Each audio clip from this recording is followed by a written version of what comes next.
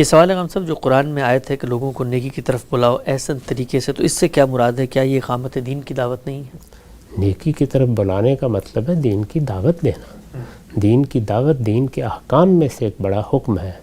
اقامت دین کوئی ایک یا دو یا تیسرا حکم نہیں ہے. اقامت دین کا مطلب ہے دین میں جو بات بھی ہے اس پر عمل پیرا ہونا. تو دعوت بھی دین کا ایک حکم ہے، عبادت بھی دین کا ایک حکم ہے، تطہیر بدن بھی دین کا ایک حکم ہے. ان سب احکام پر عمل پیرا ہونا یہ اقامت دین ہے. یہاں جو بات کہی گئی ہے وہ دین کی دعوت کے حکم کو بیان کیا گیا ہے. ٹھیک.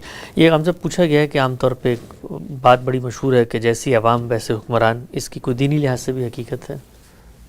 اگر لوگوں کے اندر اعلیٰ اخلاق ہوں گے، اعلیٰ کردار ہوگا، اعلیٰ سیرت ہوگی، ان کے سوچنے سمجھنے کے انداز علمی اور عقلی لحاظ سے معتدل ہوں گے تو اللہ تعالیٰ بھی عنایت فرماتا ہے اور ایسے حکمرانوں کو توفیق دیتا ہے کہ ان کی ذمہ داری سنبھالیں جو ان کے لیے رحمت بن جائے.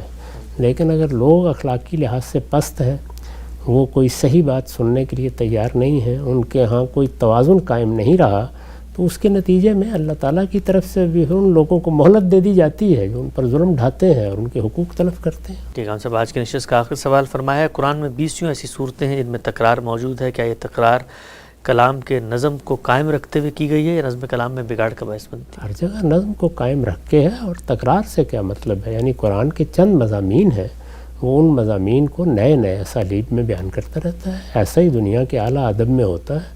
ان چند مضامین ہی کو سامنے رکھ کر قرآن مجید نے انذار کیا ہے، بشارت دی ہے، خبردار کیا ہے، اشکالات دور کیے ہیں، سوالوں کا جواب دیا ہے. یہی چیز کسی دعوت میں کی جاتی ہے. قرآن مجید کوئی سائنس یا جغرافی یا تاریخ کی کتاب نہیں ہے کہ جس میں تکرار